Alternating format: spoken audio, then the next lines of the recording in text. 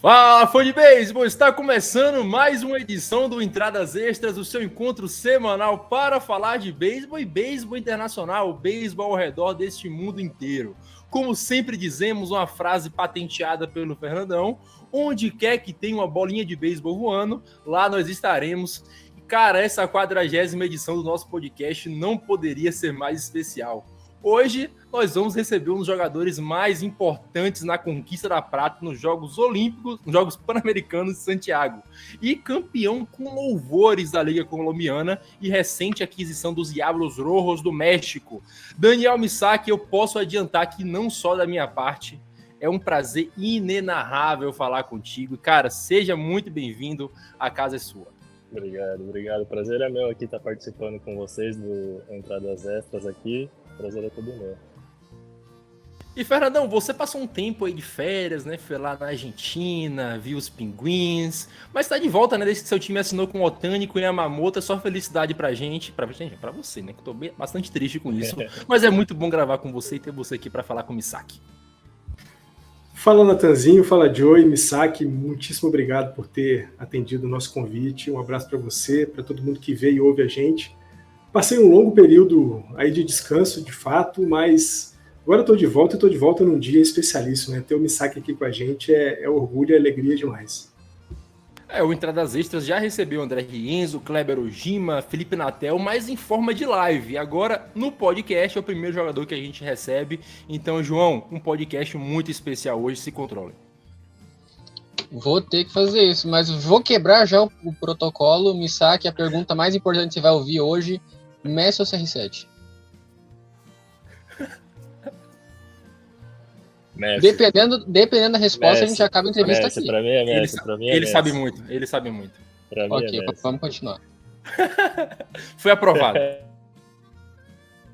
Então, cara, vamos começar falando aqui sem muita enrolação hoje, que a gente tem bastante pergunta que enviaram pra gente. Vamos começar do começo. Misaki, vamos falar um pouco sobre o começo da sua carreira, seus primeiros anos e afim. E a pergunta básica de início, eu quero saber, cara, de onde veio a vontade de ser jogador de beisebol, a sua inspiração, e quando você decidiu que seria jogador profissional de beisebol?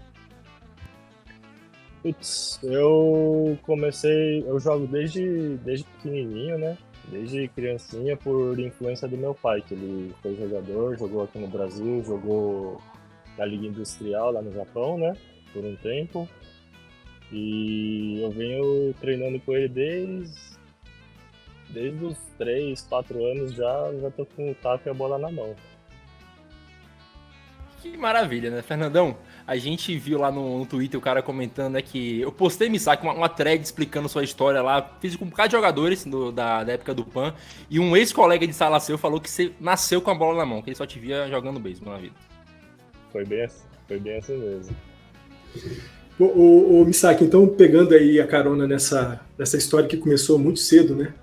A gente te vê jogando já aos 15 anos na seleção brasileira, sendo o fechador de uma partida classificatória para o WBC, né, contra a Colômbia. Aos 15 anos, aos 16, você se torna o jogador mais novo a atuar naquele WBC de 2013.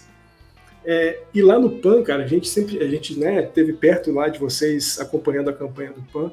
A gente vê sempre muito focado, muito concentrado. Antes do jogo ali, um cara muito centrado. Isso vem já desse processo de amadurecimento com seu pai desde cedo, ou foi a pressão do esporte que te colocou desse jeito focado? Eu tenho dois tipos de, pode-se dizer, meio que personalidade, né? Fora do campo e dentro do campo. Dentro do campo é outro Daniel e fora do campo é outro. Então é separado. Quando eu entro pra jogo, pra mim é mentalidade de guerra já, entrar pra matar. Mas eu trago isso desde que eu me lembro e sempre foi assim. Então, esse lance da pressão do jogo, assim, fico imaginando um moleque de 15 anos fechando um jogo contra a Colômbia, classificatório para o WBC. Se você ainda se lembra disso, se você ainda se lembra do seu espírito, da sua cabeça naquele dia, como é que você pisou no campo, como é que foi subir no montinho, como é que foi fazer os arremessos para classificar o Brasil para o WBC? Então, o pitching coach de bullpen daquela época era o Ken Chan, né? Que agora ele é técnico do adulto do Nippon Blue Jays. Na época, quando eu tava aquecendo, ele falou pra mim, vai tranquilo que é o sétimo, o oitavo e o nono batedor. Aí eu fui, falei, beleza então, né? Contra a parte baixa fica tudo mais fácil, né? Sim, então, sim. Caramba, massa, muito massa. Pô, Cara, é muito legal ver, pegando as suas primeiras respostas, né? De desde moleque estar com seu pai treinando e já se acostumando com o processo do trabalho, do jogo, do esporte, e agora depois, né, ter essa experiência no WBC de mais novo, fechar um jogo. É muito legal perceber como é que se constrói, o que você falou, né, a personalidade de um jogador em campo, né? E você que se disse uma dupla personalidade, um cara fora de campo completamente diferente do que você é como jogador. Muito legal. E falando da personalidade mais fora do campo, como é que era nessa época lidar com as coisas de adolescente, descobrindo a vida? Como é que era conciliar isso com uma carreira profissional de atleta? Eu não tinha tempo pra nada, pra falar a verdade, assim mesmo, era só... A vida, assim, era focada no beisebol, sempre foi focada no beisebol, não tinha muito tempo pra sair, muito... Acho que não só eu, né, mas qualquer atleta, né, muito sacrifício, a gente sacrifica certas coisas pra ganhar outras, né. Daí precisava ficar correndo atrás de caderno de colega para recuperar a matéria quando voltava para a escola? Precisava, mas minha mãe não gosta, né, mas quando eu tinha uns 14 anos eu falei que eu vou ser profissional. Aí eu até então eu estudava bastante, aí depois disso eu parei de estudar e treinava 24 horas. O Brasil agradece por isso, tá? Pede perdão à sua mãe, mas o Brasil agradece. A gente tem uma medalha por causa disso hoje. E, Misaki, você atuou nas 3 principais escolas do beisebol mundial, né? Você jogou na América Latina, jogou no Japão e nos Estados Unidos. Como essas experiências moldaram como você arremessa? Eu conversei um pouco com o Caldeira sobre a Escola de Arremesso do Brasil, pude conversar um pouco também com o Fernando Honda. Cada um deu uma visão que, apesar de ser um pouco diferente, ela se complementa no final, né, sobre as influências cubanas que tiveram, sobre a escola japonesa, que é muito forte aqui no Brasil, mas como jogar em cada uma dessas escolas fez diferença na sua formação como arremessador? Eu acho que passar por todas essas experiências só foi agregando, né, na técnica, conhecimento sobre o corpo, conhecimento sobre o beisebol mesmo, porque cada beisebol tem um estilo, às vezes uma teoria diferente, mas se bem que hoje em dia, né, é que eu gosto bastante de estudar sobre, não o beisebol, sobre arremesso, né, os números, questão de rotação de bola, ângulo, essas coisas, eu gosto muito de sempre estar atualizado e estudando, né, então... Hoje em dia a gente vê que tem uma certa parte do movimento que de todo mundo é igual, independente se você é asiático, aprendeu no Japão, de Cuba, Estados Unidos, tem uma certa parte do movimento, a biomecânica do arremessador, que é sempre igual. Você falou de estatística aqui, Misaki talvez você não conheça, mas um dos caras que mais entendem de estatísticas nesse meu Brasil brasileiro é o João. Ele entende muito, ele fez um manual sobre como avaliar arremessadores, ele explicou 1000 estatísticas avançadas, como estuda arremessador, como estuda rebatedor. Quando você vai arremessar, você costuma mais olhar os takes dos caras rebatendo, ou as estatísticas dele, ou quais estatísticas você usa, porque a gente conseguiu conversar com o pessoal do COB lá no Chile, e eles falaram que você deram muitos números para vocês, muitos vídeos. Então, qual estatística que você mais pega, qual o ponto que você mais estuda no rebatedor antes de ir para o jogo? Então, eu pessoalmente, quando eu vou enfrentar um time, eu não gosto muito de estudar eles assim de antemão. É claro, eu gosto de saber o ponto fraco do cara. Esse daqui ele é fraco com efeito, esse daqui ele é bom com reta, ele é com 2 strikes, ele costuma rodar forte. Contagem de rebatedor, ele também costuma rodar forte. Contagem de arremessador, ele defende. Eu só vejo o básico, assim, mas não chego a prestar muita atenção assim, porque na minha cabeça eu sou eu, os outros pitchers são os outros pitchers. Então pode ser que o cara não bata, que o cara bata bem a reta dos outros pitchers, mas não a minha, entendeu? Eu gosto de pensar assim. Só uma coisa que eu vi o Robbie Ray essa semana falando como ele posiciona a bolinha na mão para arremessar para destro e para canhoto, e na minha cabeça fez uma explosão assim. Eu falei, cara, vou perguntar isso pro Misaki, porque isso é muito, muito peculiar. Ele falou que a depender se o cara é destro ou canhoto, ele posiciona a bola na mão de uma forma para arremessar a mesma bola pro cara ver o giro diferente, ou as marquinhas na bola. Isso vocês realmente fazem? É uma parada que acontece mesmo, ou é coisa do Robbie Ray? Eu acredito que é mais coisa. Não, tem bastante arremessador que faz isso sim. Dependendo de rebatedor para destro e canhoteiro, eles seguram a bola de maneira diferente para jogar reta.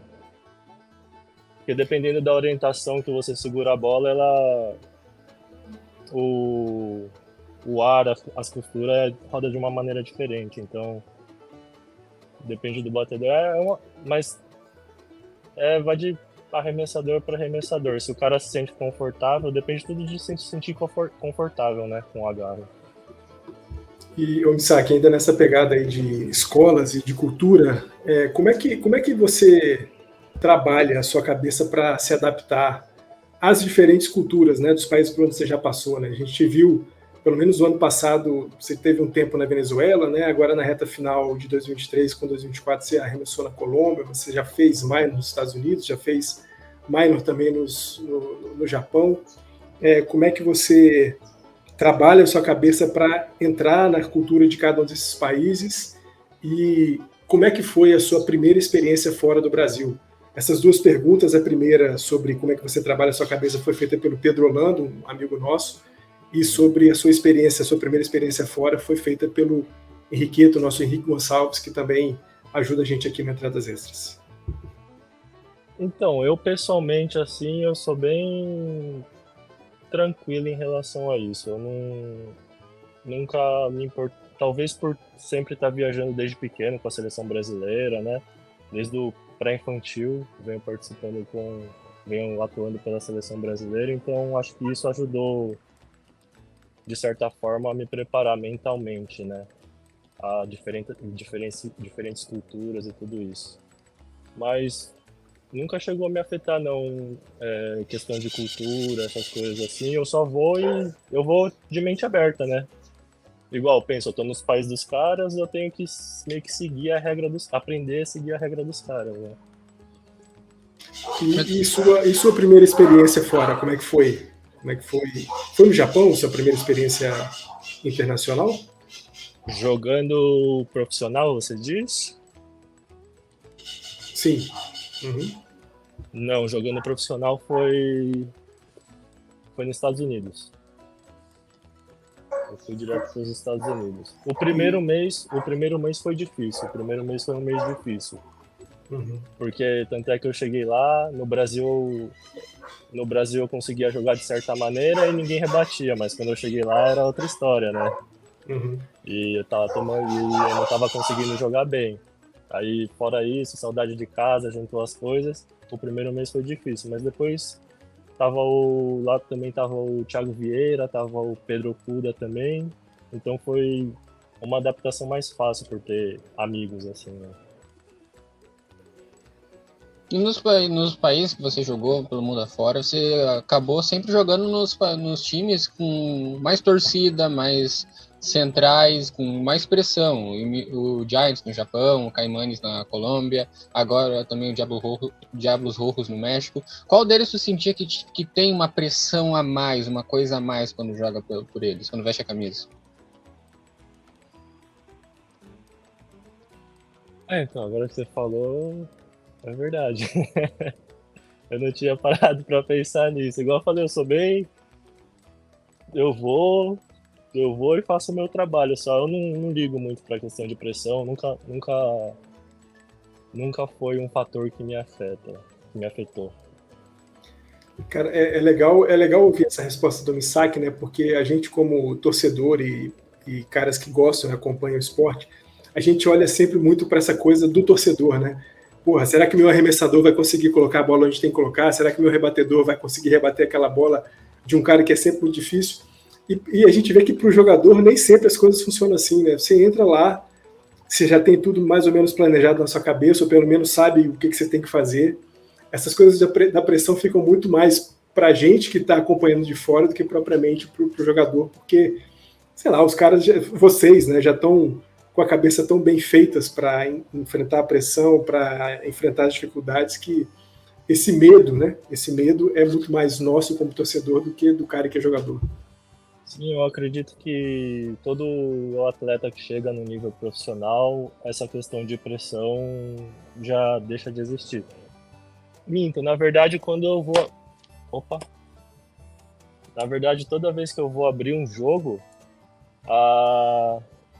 quando eu tô aquecendo tudo, não chega a ser uma pressão, chega a ser uma ansiedade. Eu quero jogar logo, eu quero jogar logo, eu quero jogar logo.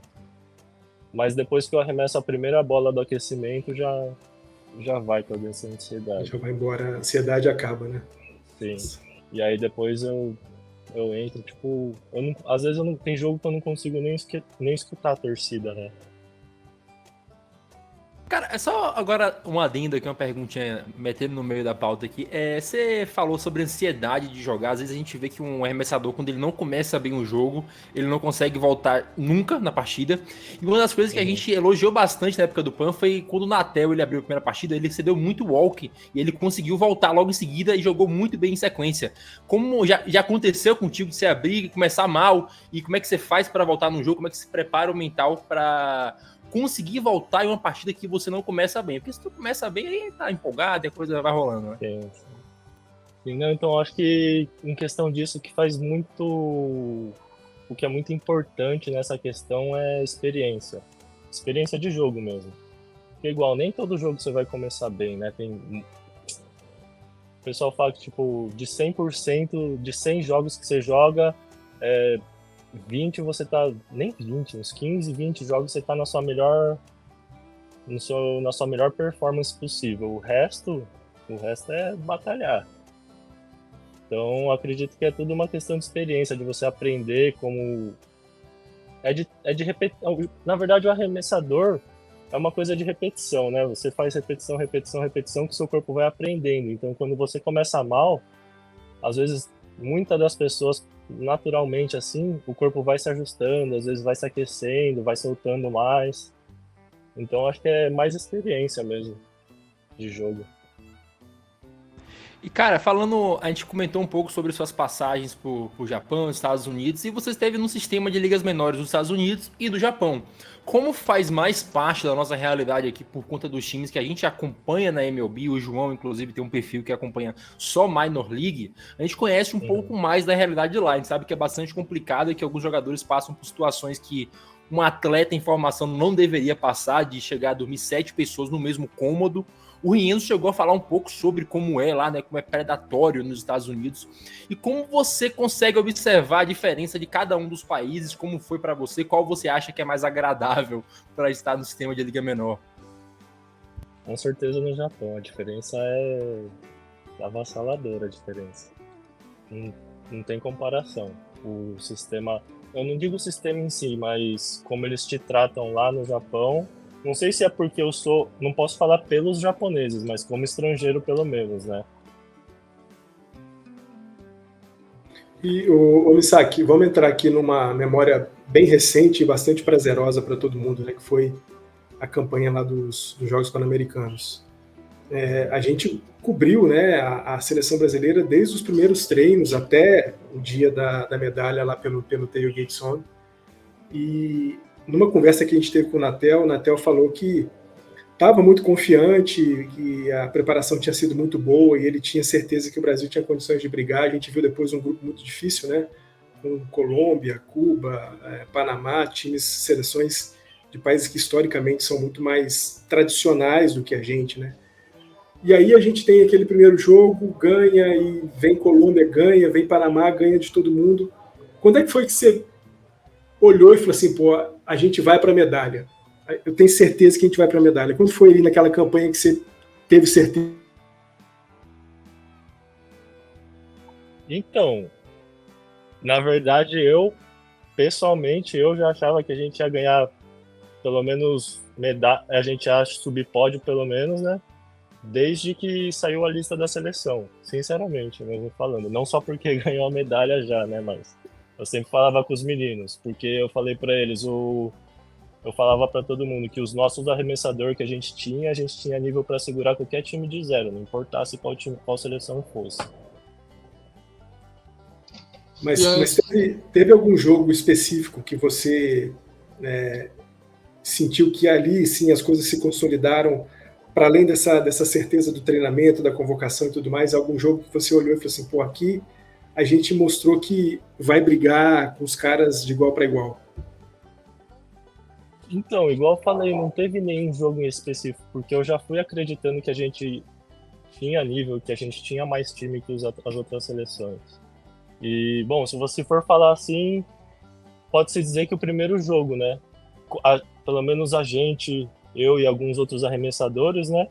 Vendo o nosso ataque funcionando bem, só deu mais confiança ainda. E rapidinho, João, e aquele jogo contra a Colômbia, o primeiro foi uma loucura, né? A gente tá perdendo de 4-0 ali na reta final e virar, cara. Aquele dia, Misaki, eu fiquei louco, aquele dia foi a loucura. Cara, foi um dos dias mais legais assim, de beisebol na minha vida. Eu adoro beisebol, sou torcedor dos Dodgers, mas eu comentei com os caras quando a gente estava lá no Chile, não tem nada igual a gente ver a seleção brasileira jogando e fazendo o que vocês fizeram lá em Santiago. Foi especial demais pra gente como torcedor. Não, até como jogador, haja coração, meu. E falando mais ou menos nessa toada sobre os jogos importantes, o Kevin, é um amigo nosso, ele mandou uma pergunta para ti, falando não só sobre o Pan-Americano, vocês como seleção representaram muito bem, a gente, cada jogo, cada arremesso, cada rebatida, cada duelo, a gente parecia que estava ali junto, sofrendo com vocês, mas falando da tua carreira, você já enfrentou vários adversários potentes, vários times muito bons, qual foi o jogo mais complicado que tu já teve na vida, assim, que você pensou, se eu não for perfeito em cada arremesso, eu não vou conseguir jogar bem?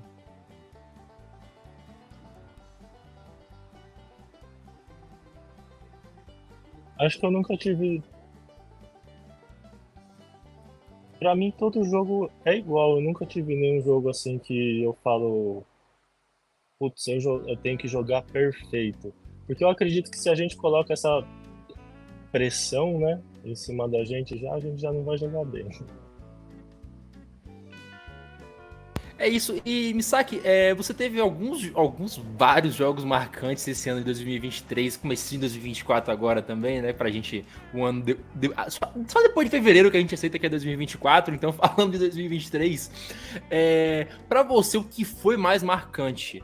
A prata no PAN, a atuação que você teve ali, principalmente no primeiro jogo que você dominou os colombianos, ou o que você fez agora na Liga Colombiana, no jogo final, que foi notícia no mundo inteiro, os 11 strikeouts, apenas uma rebatida cedida, né? Nenhuma corrida. O Yarei que você botou de 0,89, né? Então, para você, o que foi mais marcante, mais engrandecedor e que vai estar guardado mais profundamente no seu coração?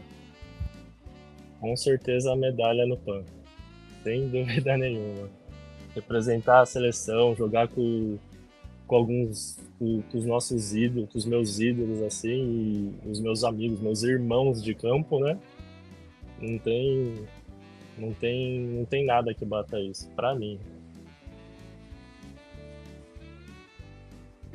E o Misaki, a gente, falando ainda do PAN, a gente estava acompanhando os jogos pelo YouTube, né? Quem ficou aqui no Brasil, nós tivemos a sorte de estar com vocês lá em Santiago, mas quem estava aqui no Brasil estava acompanhando pelo YouTube, pelo canal do time Brasil. E eu me lembro que o primeiro jogo a gente teve alguma coisa na casa de 4.000 pessoas conectadas, né, assistindo vocês. Na reta final do campeonato, só existia beisebol, né? O Brasil deixou de ser o país do futebol e passou a ser o país do beisebol, porque, cara, virou uma coqueluche. Vocês tiveram a dimensão disso? Vocês chegaram a comentar entre vocês esse lance da repercussão que a campanha da seleção brasileira teve no Pan-Americano e o quanto que isso poderia, ou pode ainda, né, influenciar o beisebol aqui no Brasil? Não, com certeza, com certeza. No começo, nos primeiros jogos, a gente não tinha noção do que estava acontecendo. A gente só estava jogando mesmo, mas acho que a partir do segundo jogo a gente começou a escutar várias coisas, o pessoal mesmo do COB lá vinha parabenizar a gente, comentava das transmissões, que eles estavam assistindo também, lá na vila mesmo. E eu acho que foi algo eu acho que foi algo incrível pro esporte, pro beisebol, né?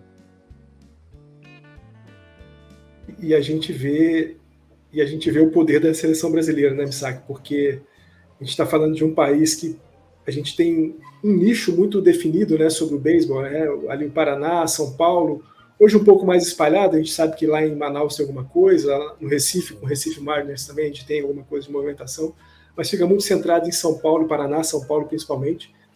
E a gente vê o poder da seleção brasileira, né? O quanto que ela é capaz de capitalizar e de trazer gente para perto para conhecer um esporte que muitas vezes as pessoas não têm nem a dimensão do que seja mesmo, né? Sim, com certeza. Eu acho que o nosso beisebol, a gente tem um nível muito bom. O que faltava mesmo era a divulgação, e no PAN realmente foi mostrado, né? Que com divulgação o esporte pode crescer, e vai crescer, né? Ô, João, rapidinho, antes de você fazer a pergunta, na época do PAN, Misaki, o pessoal, saiu uma matéria muito bem escrita pelo Demetrio, inclusive, que falava sobre as dificuldades, sobre jogadores que eram amadores que estavam jogando, e muita gente entendeu errado, né? Falou que o Brasil é um time de amadores, tem amador lá, e eu, muito revoltado com a situação, fui lá twittar, e cara, o tweet que eu fiz falando que tratar todo mundo como amador, tratar vocês como desacreditados, era uma falta de respeito com quem se dedicava todos os dias. Esse tweet, cara, acho que pegou quase 2 milhões de visualizações, aí depois eu comecei a escrever sobre cada um de vocês, sobre o Oswaldo, sobre você, inclusive, e aí a gente viu muita gente se apaixonando pelo esporte, porque simplesmente não conhecia, ou simplesmente não davam uma chance para você, como é a sensação de fazer parte da geração do beisebol, que provavelmente foi a primeira a furar a bolha tão grande assim, como aconteceu a nível nacional. Você é um dos expoentes do beisebol hoje no Brasil, com toda certeza, e você certamente tem os seus ídolos da infância, né, como você comentou sobre o Ojima, o Rienzo, mas agora você é um desses caras, você é ídolo de pessoas que estão começando a jogar agora. Como é para você ser essa pessoa? Pra mim, eu acho que, igual eu falei, tudo que eu puder fazer para ajudar o beisebol brasileiro, para ajudar a crescer, né? Eu vou ajudar, mas igual eu continuo tendo meus ídolos.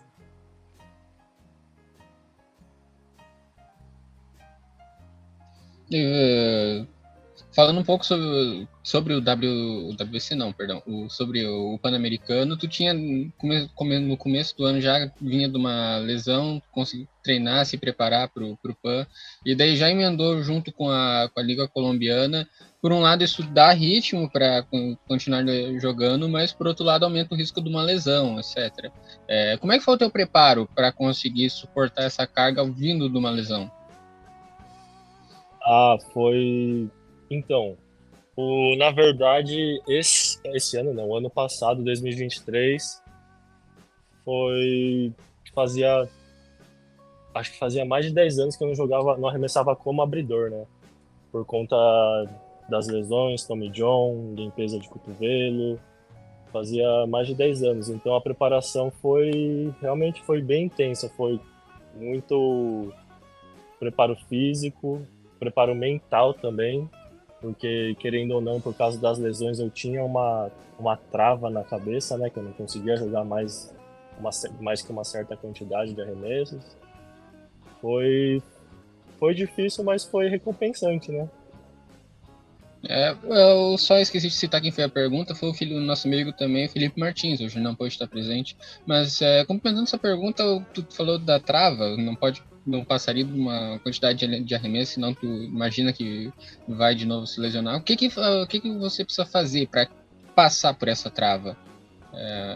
Uma repetição mental que vai conseguir? Tem algum exercício que tu faça, alguma coisa? Então, no meu caso foi um preparo físico muito, muito, muito bom para mim ter confiança de novo no meu corpo e depois falar tipo, ixi, não pode falar palavrão, né? Não pode. E depois tacar o foda-se. Fala, vai ou estoura de novo. Aí, não, palavrão aqui, mas sabe que é tudo liberado aqui. Só quem não xinga é o João, mas todo o resto aqui a gente xinga. Eu xingo o time do Fernandão o tempo inteiro, então é. Ô, Natanzinho, tá deixa eu só pegar uma carona aqui no negócio, que falando dessa preparação que ele teve desde a da lesão da Venezuela. O Misaki, o pessoal lá do Centauros de Laguaira, né, quando você foi contratado por lá, os caras fizeram um anúncio bastante grande no Twitter e também no Instagram, falando da sua qualidade. Você tem vontade de voltar para a Venezuela? Você está aberto para voltar a jogar na Venezuela? Tem vontade, pelo menos, para atuar, fazer lá o que você não pôde fazer por conta da lesão? Com certeza. Tanto é que agora na Liga de Inverno eu fui chamado de novo para a Venezuela, não para o Centauros, né, porque é uma outra liga ali, a de Invernal, mas eu fui convidado por vários times, só que por decisão de estar vindo de um ano de lesão e tal, e por ter jogado relativamente bastante innings agora no inverno, né, eu preferi descansar para me preparar melhor para a Liga de Verão. É isso, e só lembrando que o Diego, até hoje eu não lembro o sobrenome dele, mas a gente chama de Diego Metz, é um dos maiores entusiastas do beisebol latino, né? Ele que tinha enviado essa questão pra gente, perguntando sobre seu retorno à Liga Venezuelana, e a gente se embaralhou um pouco aqui nas perguntas, culpa minha, admito, mas agora fazendo a pergunta do nosso querido Felipe Clemente, CEO do Tailgate Zone, ele pergunta pra você, uma coisa que a gente já comentou um pouco aqui, né? O que você achou da cobertura do beisebol no PAN? E a gente comentou um pouco já, né? Mas falando novamente sobre a dimensão que tudo tomou. Não, acho que todo mundo que fez parte dessa jornada que a gente teve, o Tailgate Zone, todo mundo que estava lá, eu acho que deu o primeiro passo para mudar, para melhorar o beisebol no Brasil. Eu acho que foi algo imensamente importante para o beisebol brasileiro. E agora, já emendando outra pergunta, né, que essa aqui tinha se perdido na nossa pauta, eu tinha esquecido de fazer, vamos dar prosseguimento falando sobre a Liga Mexicana agora. Com sua contratação, como é que está a tua expectativa nesse novo desafio, uma liga onde a gente já tem um histórico de brasileiro com sucesso, né? O Rienzo detém recordes lá até hoje. Não, eu tô muito animado por poder participar dessa liga. Eu venho conversando com o Rienzo, com o Reginato, desde antes já, perguntando, desde o PAN já, perguntando sobre como é a liga e tal, e fica mais, não fica mais fácil, mas facilita, né, saber o que esperar da liga já. Como sabe que você vai para um time dos bons, né, porque o Diablos Rojos na temporada passada foi o líder, né, da parte sul, da Liga Sul, né, da LMB, mas tem um pequeno problema de jogar pelos Diablos Rojos, que é a questão da altitude da cidade do México. A gente sabe, né, lá na MLB, o pessoal que joga no Colorado Rockies, quando joga lá em Denver, tem muito problema, que a bolinha voa muito, e a cidade do México é ainda mais alta, né? A cidade do México está a 2.240 metros acima do nível do mar. Como é que você está se preparando para esse desafio de enfrentar uma cidade, ser do time de uma cidade em que a altitude às vezes cobra um preço caro demais? Não, com certeza. Quando eu estava lá na Colômbia eu estava para assinar o contrato, né? Ele é venezuelano, mas ele mora no México. E ele estava comentando comigo sobre essa questão da altitude, né? Eu falei, tem que jogar, né? Vai fazer o quê? Eu não vou mudar, eu pessoalmente não vou mudar o meu modo de jogar, a não ser que eu veja que não está funcionando. Acredito que se eu arremessar bem, a altitude não faz diferença. Isso eu queria te perguntar, Missa, que a gente teve um jogo da MLB na Cidade do México ano passado, né? Acho que tiveram 11 home runs, eu lembro, porque meu time jogou esse jogo, infelizmente, que ele perdeu, né? Perdeu pro Padres. Mas quanto mais rápido você arremessa a bola, mais forte ela volta se o cara rebate direito na angulação certa, né? E você arremessa uma fastball muito rápida e geralmente arremessadores que jogam nesse tipo de lugar, eles priorizam arremessos para forçar o contato ruim ali, aquela bola rasteira, e você é um pitcher que consegue uma quantidade absurda de strikeouts. Como você falou, não pretende mudar, mas alguém já te falou que você pode ter problema por isso, ou você vai para eliminar por strikeout mesmo e acabar com eles da forma que você gosta? Então, na verdade, quando eu tô arremessando assim, eu nunca penso em dar strikeout, né? Eu sempre penso em tentar jogar ao menos a menor quantidade de bola possível no jogo, porque pra mim é melhor. Eu prefiro igual jogar um jogo de 27 bolas, jogar uma bola por batedor, do que jogar um jogo de 27 strikeouts. Então, eu nunca vou com a mentalidade de dar strikeout, mas a partir do momento que chega a contagem de 2 strikes, aí sim, eu falar, se chegou, eu te dei chance de rebater, se chegou 2 strikes, tá bom, amigo. Ô, Misaki, eu vou te passar o contato do Jordan Hicks, aí você fala isso pra ele, por favor, que eu tô preocupado com esse cidadão no meu time. Então, falando sobre isso da preparação para fazer o pessoal parar de rebater, então, se tudo continuar, mesmo se tudo der errado, ainda tem a estratégia de jogar uma fastball na cabeça do primeiro rebatedor e deixar todo mundo com medo. Na cabeça não pode. Mas eu acredito que a altitude... Na verdade, eu sempre fui acostumado igual o Nathan comentou, né, sobre a velocidade e tal, mas não apenas pela velocidade, mas pela rotação da bola. A minha reta, ela tem muita rotação, e quanto mais rotação ela tem, mais ela voa. Então, eu já estou acostumado, e o único pitcher que não toma home run é o pitcher que não joga, né? Então... Ou você na Liga Colombiana desse ano, não tomou nenhum. E falando sobre agora você ganhou um contrato junto com o Rojos lá do México, já é uma liga que tem alguns brasileiros, como a gente já falou. Como é que foi a ligação com eles? Eles já tinha alguma coisa acordada quando ele já estava na Liga Colombiana? Eles já te chamaram logo em seguida? Como é que foi esse contato inicial com eles? Então, eles já vêm entrando em contato comigo desde o Pan-Americano. E aí continuou esse contato até agora no final de ano. Eles estavam me chamando para jogar a Liga Invernal lá, né, no México.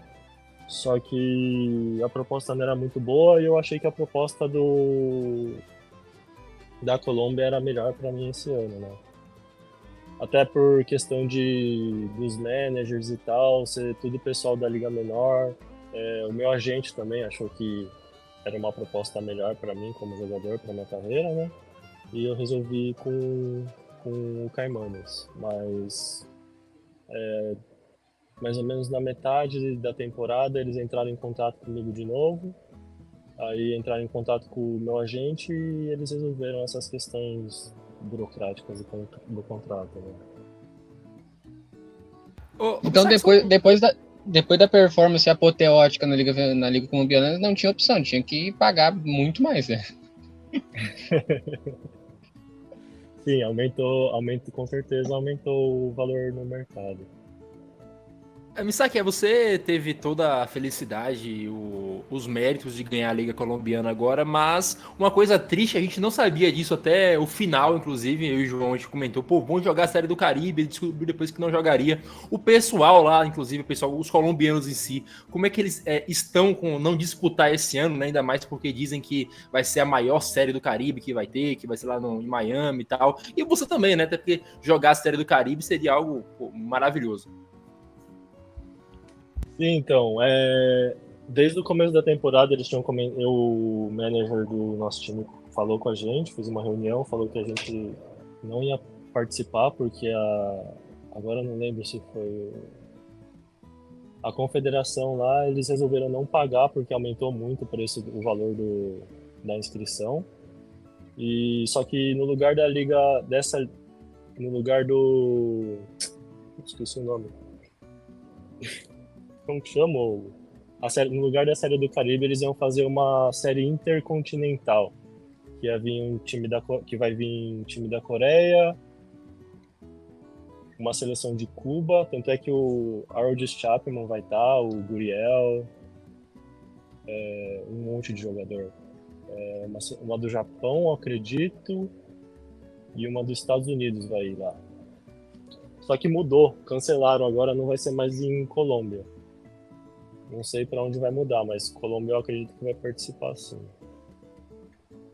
E, Misaki, você, infelizmente, né, não conseguiu participar inteiramente do Qualify para o último WBC, que o Brasil bateu na trave, mas com todo o sucesso e reconhecimento da seleção depois dos Jogos Pan-Americanos, agora existe uma certa pressão, né, para preparação para os Jogos Olímpicos e para o próximo WBC, que se intensifica um pouco mais. E agora, como é que você enxerga a chance do Brasil de voltar a participar do WBC, de conseguir participar dos Jogos Olímpicos de Los Angeles? E agora, seu papel nisso se torna ainda mais importante, né? Porque se encerra os ciclos de outros nomes conhecidos e você é o cara que está jogando. O Natel, provavelmente, ele comentou com a gente, talvez se aposentasse, né? O Rienzo tá indo pro final de carreira também. Então, esse próximo ciclo, você se torna eu não sei se já era, porque eu não estive por dentro, um dos líderes da seleção, um dos caras que tem que levar pro caminho pro próximo WBC e para as Olimpíadas essa preparação toda. Como é que se enxerga?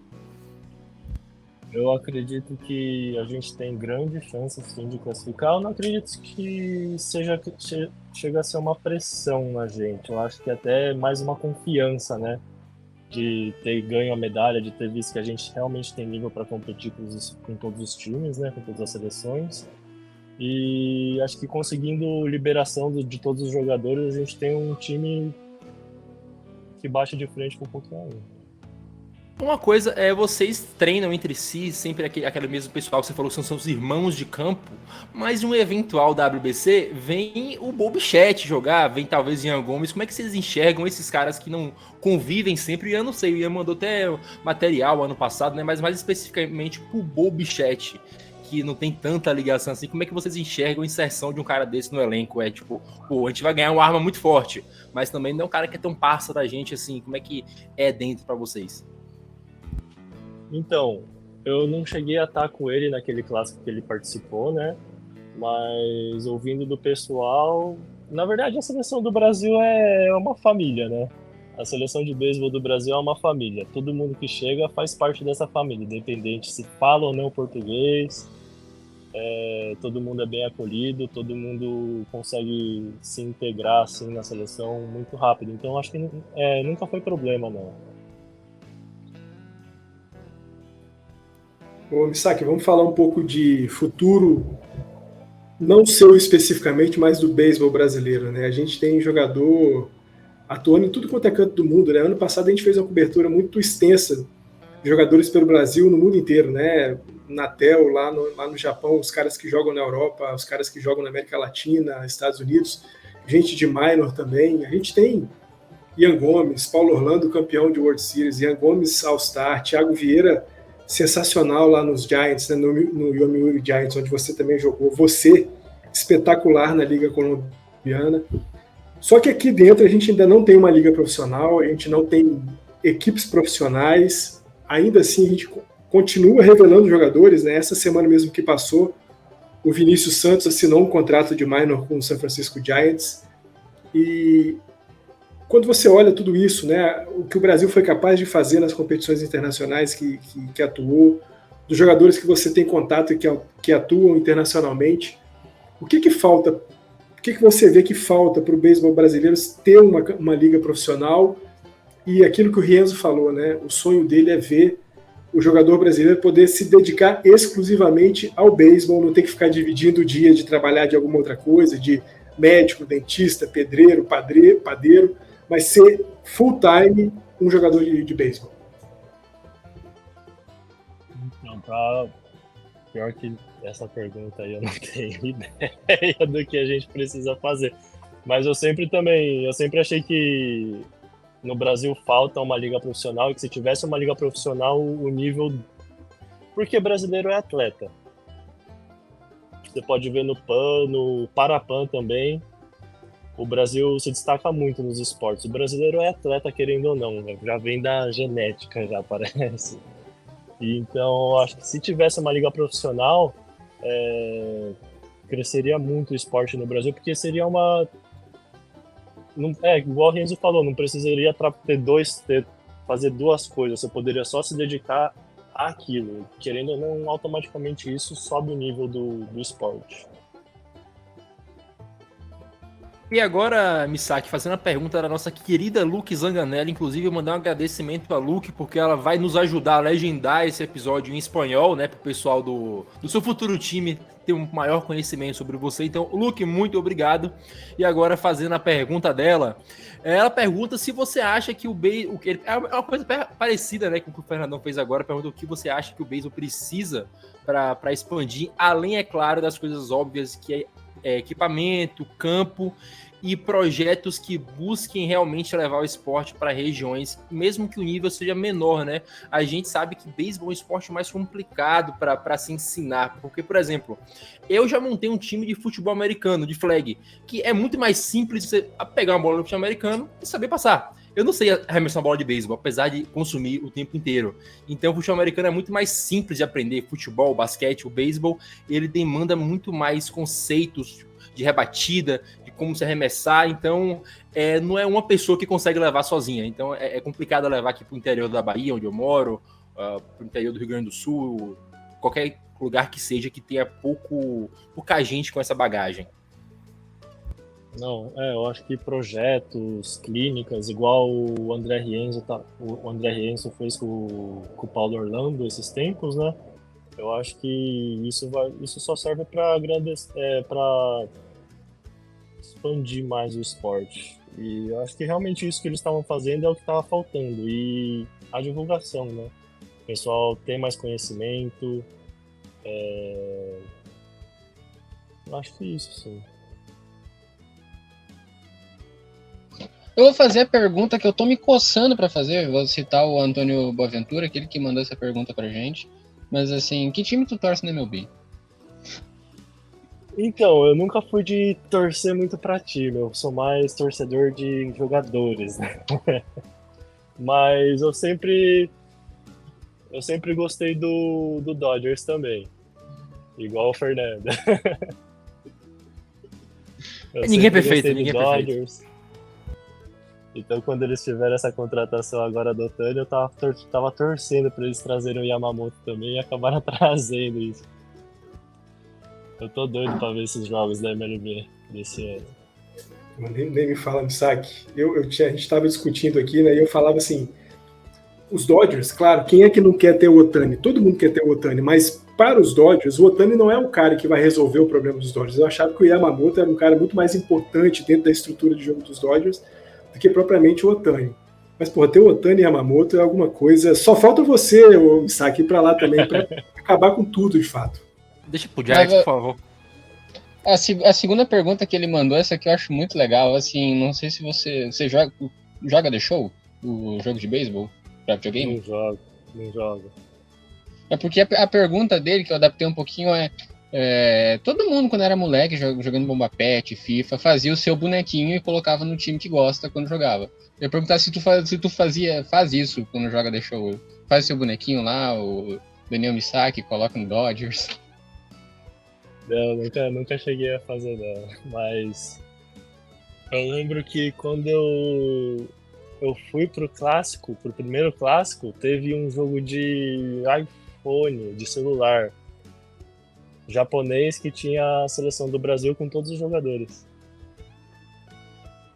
Pô, passa o nome depois que eu vou tentar achar esse jogo, cara. Agora fiquei interessado até pra falar um pouco depois. Mas, Misaki, você falou sobre tirando os seus ídolos brasileiros, né? Quem são seus jogadores favoritos, né? Que jogaram no Japão, nos Estados Unidos, inspirações que você vê assim, pô, esse cara, ele é foda. Pra mim, minha maior inspiração de todos é o meu grande amigo, né? O Thiago Vieira. Não é nem o Ohtani, não é ninguém, pra mim é Thiago Vieira. Eu que acompanhei sempre ele de perto, tive com ele no Seattle, no Giants também. Conheço ele desde mais novo, né? Eu acho que é um cara incrível, batalhador, que nunca teve um caminho fácil e sempre foi na marra que ele foi conseguindo as coisas. Inclusive, mas tem toda aquela... Jogador de Major League, eu sempre gostei bastante do Yu Darvish. Eu gosto muito do trabalho que ele faz. Eu vou voltar nessa questão do Darvish aqui, só um comentário. Tem todo aquele negócio no Japão, né, que o Thiago Vieira tem o arremesso mais rápido da história, só que eles contam do Ohtani, porque eles contam do dele, jogadores estrangeiros e os japoneses, né? Então eles puxam a sardinha pro Ohtani, mas a gente sabe que o verdadeiro é do Thiagão. Você deu um bom ponto aí. Com certeza. Cara, mas como... Eu nunca quis ser jogador assim, até porque eu nunca fui bom em muita coisa, mas observar um jogador como o Darvish, né, que é um cara que arremessa 6 ou 7 bolas, o João vai saber falar melhor agora, não lembro, mas ver um cara tão polivalente assim, que consegue ser bom em muitas coisas, certamente é um baita cara pra se inspirar. Com certeza, e ele tem se mantido na Major League por vários e vários anos, que é algo muito difícil de se fazer, né? E a velocidade também, ele tem mantido. Que eu também acho que é algo muito difícil de se manter. O Misaki, a gente falou muito na temporada passada, né? Quando a gente estava cobrindo a NPB e o Bo Takahashi, né, que joga lá na NPB, a gente falava muito de que dá para ser feliz no beisebol não jogando só nos Estados Unidos, né? Como é que você vê atualmente, né, essa aparentemente uma mudança de mentalidade do jogador japonês em relação ao MLB, né? A gente vê muitos jogadores se pronunciando muito cedo, né, de querer jogar MLB. O Munetaka Murakami é um cara que desde o WBC falou que quer jogar MLB. O Roki Sasaki é um cara que especularam a possibilidade dele antecipar, né, a janela dele de exposição para MLB. O Yamamoto agora, Shota Imanaga, tantos outros que já vieram. Você acha que está havendo uma mudança de fato na cabeça do jogador japonês em relação ao MLB? Ou você acredita que definitivamente dá para ser feliz em qualquer outro lugar que não somente o beisebol estadunidense? Eu acho que dá sim para ser feliz assim. Hoje em dia, muito mais do que antigamente, em qualquer lugar do mundo praticando beisebol, né? Mas acredito que muitos dos japoneses estão querendo ir para a Major League por inspiração de jogadores antigos que já foram, de Ohtani, e o Darvish e vários outros jogadores antigos, e por uma questão até de desafio, né? Desafiar outro beisebol. A gente falava muito aqui, né, do estilo de jogo japonês de arremesso, do estilo de jogo japonês de rebatida, né? E eu acho que assim, o Ichiro Suzuki também é um cara que meio que quebra esses paradigmas todinhos, né? Porque é um cara que fez muito sucesso. A gente vê a chegada do Ohtani também quebrando esses paradigmas, né? Muita gente falava assim, o arremessador japonês arremessa mais bola de efeito, e isso talvez não funcione muito na MLB. Tá quebrado. O rebatedor japonês não consegue ver muito bem o arremesso de bola rápida, já também está se quebrando isso. Então, eu acho legal essa sua visão de pensar no desafio, né? Falar assim, deixa eu ir lá mostrar para os caras que essa história de que a gente não consegue fazer bem lá nos Estados Unidos é mentira e que a gente faz muito bem. E a gente tem visto que faz muito bem mesmo, né? Ohtani, Darvish, Ichiro Suzuki, Deonomo, o cara que está jogando lá no Boston Red Sox, que eu esqueci o nome dele. São os caras que... Yoshida, uma temporada agora do Suzuki nos Cubs, podendo voltar. O Suzuki teve um começo muito bom nos Cubs, depois deu uma caída, mas eu acho que é legal isso que você falou sobre você se desafiar também, é muito bom. Até por questão de desafio próprio também, não pelo que os outros dizem. Por exemplo, eu como arremessador, eu tenho um split muito bom, né? Uma bola de efeito split muito boa. Pra mim, eu acho que é muito boa. Nunca tomei nenhuma rebatida forte nessa bola. Então, sempre fica aquela dúvida, né? Será que funciona com fulano? Será que funciona com fulano? Você tem aquela vontade de testar, de querer desafiar mais. O Misaki, falando em desafio e na sua experiência toda aí de ter jogado em tantos lugares, tantos beisebols diferentes, né, pelo mundo afora, você consegue nomear uma partida que tenha sido o jogo especial dessa carreira? Aí você fala assim, esse aqui eu levo comigo para sempre, porque foi um dia especial, seja pela seleção, seja por algum time, onde quer que tenha sido. Que jogo é o seu jogo da vida?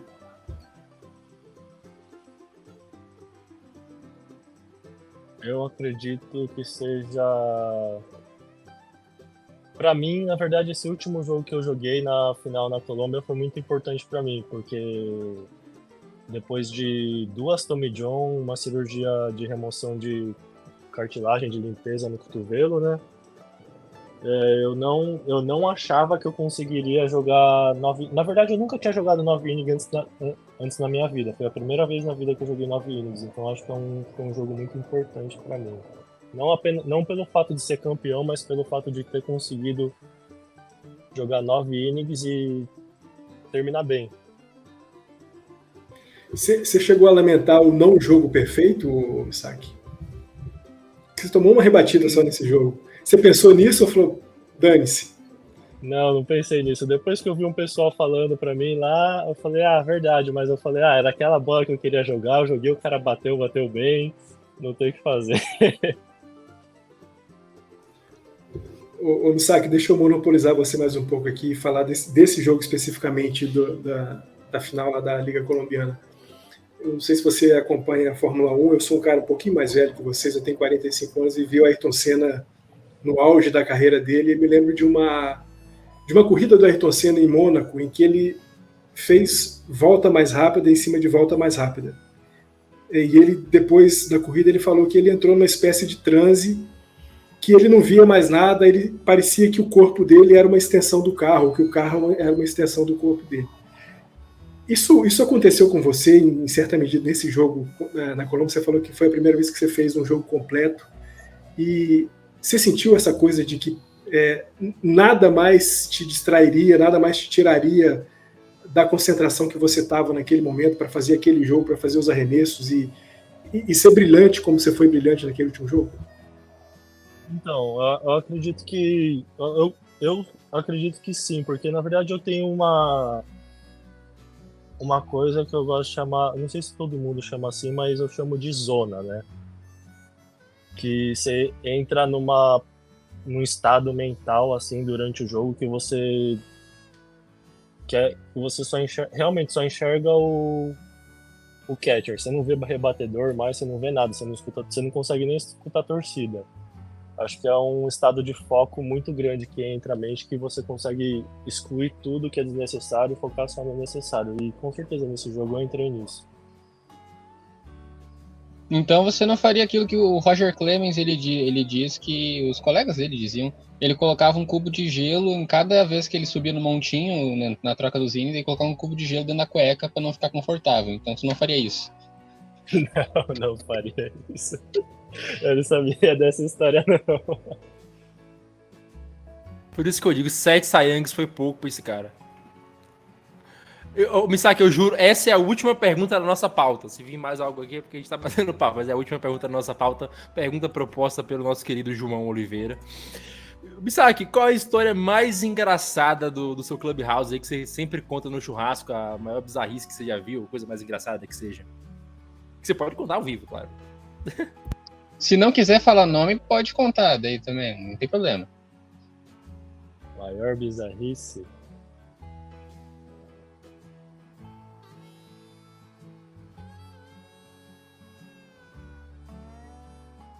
Essa daí eu vou deixar em segredo, viu? Superar o negócio do gelo é complicado. Depois da história do gelo é difícil. Minto, quando eu tava no Seattle, tinha um jogador que antes a gente passa um creme, né, no braço, às vezes nas pernas, que ele esquenta. Chama Red Hot. Mas ele esquenta de queimar a pele. Você sente queimar assim mesmo. E você passa água, ele não sai, ele fica queimando. Ele vai queimar até ele acabar.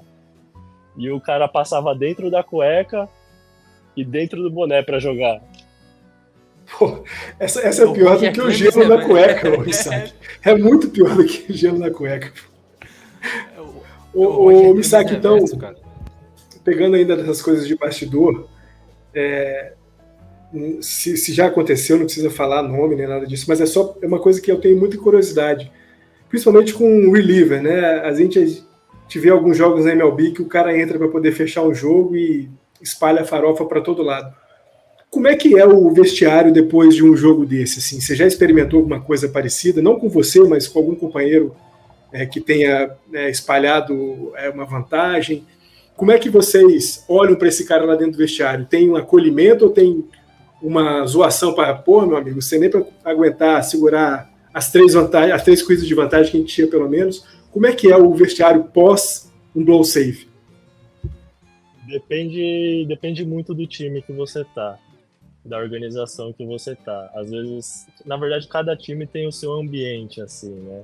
Eu já estive em times que quando você joga mal, assim, o pessoal te deixa meio de canto, não quer te incomodar, porque sabe todo mundo já jogou mal uma vez não, várias vezes, né? Então o pessoal não fala muito, te deixa mais de canto. Tem time que é mais acolhedor, que o pessoal fala, não liga não, tá, não sei o quê, vai ter próximo e tal. E tem time que vem e o pessoal te zoa pra tentar te tirar dessa, pra não deixar você ficar com a cabeça pra baixo, né? Então depende muito do time que você tá.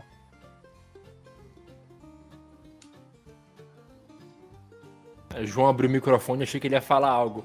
Então, quanto é que tu consegue pegar no supino, assim?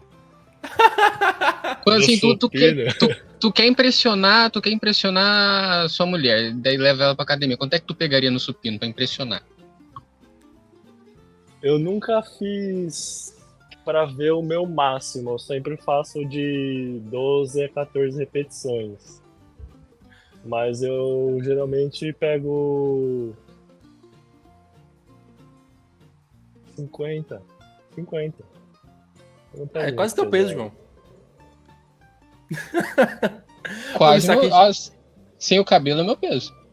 A gente tomou quase uma hora sua. Alguém quer adicionar mais algo, vocês dois aí? O Fernandão, o Joãozinho? Não, eu quero só agradecer e dizer que eu fiquei feliz demais de ter o Misaki aqui com a gente.